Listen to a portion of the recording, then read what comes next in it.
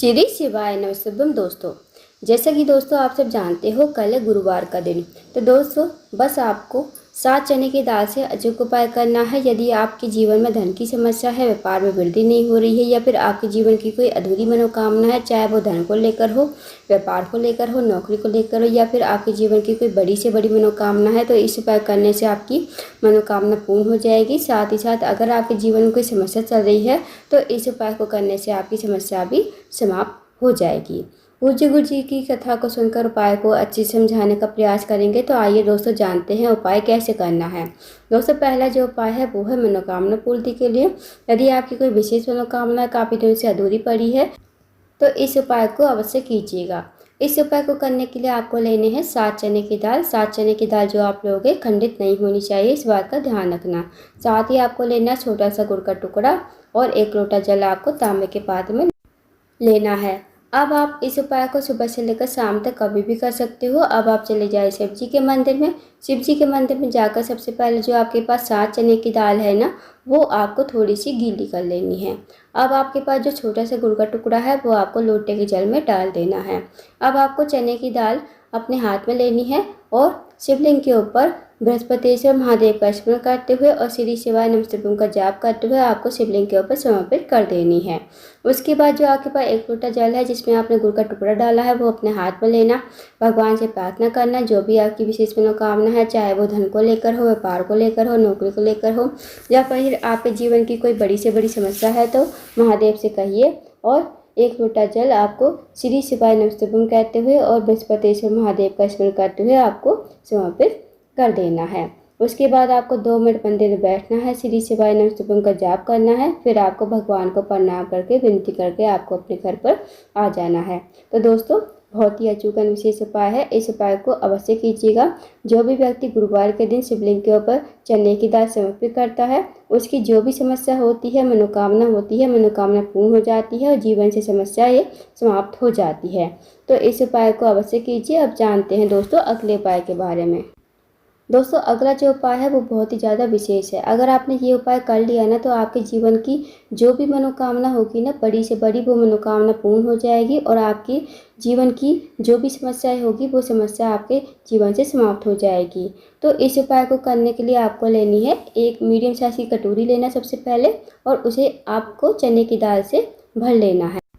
फिर आपको चने की दाल के ऊपर ही एक गुड़ का टुकड़ा, बड़ा सा गुड़ का टुकड़ा आपको रख देना है और इस कटोरी को आपको लेकर जाना है जहाँ भी आपके घर के आसपास गौशाला हो या फिर आपके घर पर गाय माता आती हो या फिर आपके घर के आसपास गौ माता हो, तो वहाँ पर आपको जाना है और आपको चने की दाल और गुड़ का टुकड़ा गाय को खिला देना है।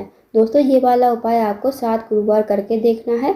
यदि आपने ये उपाय 7 गुरुवार कर लिया तो आपके जीवन में जो भी समस्या होगी, चाहे वो धन की समस्या हो, कर्ज की समस्या हो, व्यापार की समस्या हो, वो सारी समस्याएं आपके जीवन से समाप्त हो जाएगी। साथ ही साथ अगर आपकी कोई मनोकामना है तो मनोकामना पूर्ण हो जाएगी और माता लक्ष्मी आपके घर में वास करेगी। दोस्तों अगर आपके घर पर मतलब घर के बाहर गाय आती हो तो आप अपने घर पर भी गाय माता को खिला सकते हो। अगर आपके घर के आसपास गौशाला हो तो आप वहाँ पर भी जा सकते हो।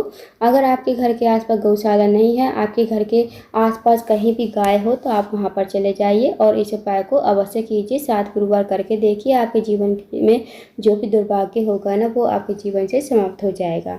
तो इस उपाय को अवश्य कीजिए। अब जानते हैं दोस्तों अगले उपाय के बारे में।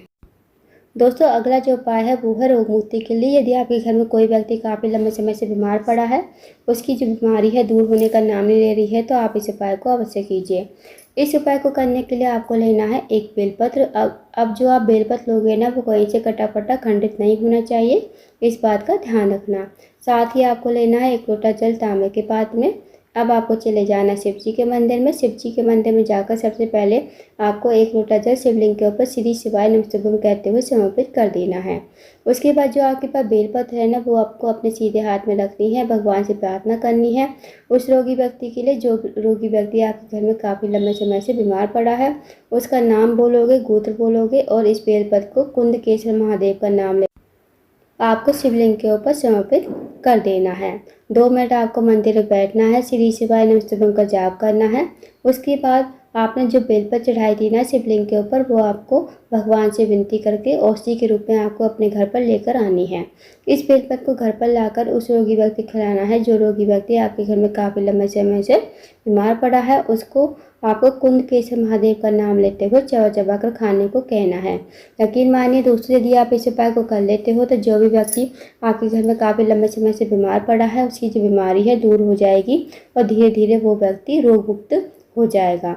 तो इस उपाय को अवश्य कीजिएगा। अब जानते हैं दोस्तों अगले उपाय के बारे में। दोस्तों अगला जो उपाय है, अगर आपके जीवन में धन की कमी है या फिर आर्थिक समस्या से बहुत ज़्यादा परेशान हो, माता लक्ष्मी का आपके घर में वास नहीं है, माता लक्ष्मी आपसे रूठी हुई है, आपके जीवन में बीमारियां ही बीमारियां हैं, तो आप इस उपाय को अवश्य कीजिए। इस उपाय को करने के लिए आपको लेना है 1 चावल का दाना, 1 हरा मूंग का दाना, 1 बेलपत्र, 1 समी पत्र, साथ ही आपको लेना है 1 लोटा जल। अब जो आपने चारों सामग्री बताई है ना आपको, वो खंडित नहीं होनी चाहिए, इस बात का ध्यान रखना। अब आपको ये जो चारों सामग्री है, 1 चावल का दाना, 1 हरा मूंग का दाना, 1 समी पत्र, 1 बेलपत्र, आपको लोटे के जल में ही डाल देना है। अब आपको चले जाना है इस लोटे को लेकर शिवलिंग मतलब शिव जी के मंदिर में। शिव जी के मंदिर में जाकर सबसे पहले आपको उत्तर की तरफ मुँह करके खड़ा होना है और 1 लोटा जल जो आपके पास है उसे अपने हाथ में लेते हुए सबसे पहले आपको अपनी मनोकामना बोलनी है कि हे महादेव, मेरे जीवन में धन की बहुत ज़्यादा समस्या है, व्यापार में वृद्धि नहीं हो रही है, माता लक्ष्मी हमसे रूठी हुई है, माता लक्ष्मी का हमारे घर में वास नहीं है, आप कुछ ऐसी कृपा करें कि हमारे जीवन में धन की वृद्धि हो, धन की प्राप्ति हो, माता लक्ष्मी हमारे घर में वास करे और माता लक्ष्मी की कृपा हम पर बनी रहे। तो आपको ऐसी प्रार्थना विनती करते हुए 1 लोटा जल आपको शिवलिंग के ऊपर समर्पित कर देना है, श्री शिवाय नमस्तुभ्यम कहते हुए। साथ ही साथ आपको माता लक्ष्मी का भी ध्यान करना है। उसके बाद आपको 2 मिनट मंदिर में बैठना है, श्री शिवाय नमस्तुभ्यम का जाप करना है, फिर आपको भगवान को प्रणाम करके विनती करके आपको अपने घर पर आ जाना है। तो दोस्तों बहुत ही अचूक विशेष उपाय है, इस उपाय को अवश्य कीजिएगा। इस उपाय को करने से आपके जीवन में जो भी धन की समस्या होगी वो समस्या दूर हो जाएगी। तो दोस्तों ये थे कुछ विशेष उपाय जो आपको गुरुवार के दिन करने हैं। इन उपाय को अवश्य कीजिएगा। अगर आपको जानकारी पसंद आई हो, वीडियो को लाइक करें, शेयर करें, चैनल को जरूर सब्सक्राइब करें। कमेंट बॉक्स में श्री शिवाय नमस्तुभ्यम हर महादेव जरूर लिखना।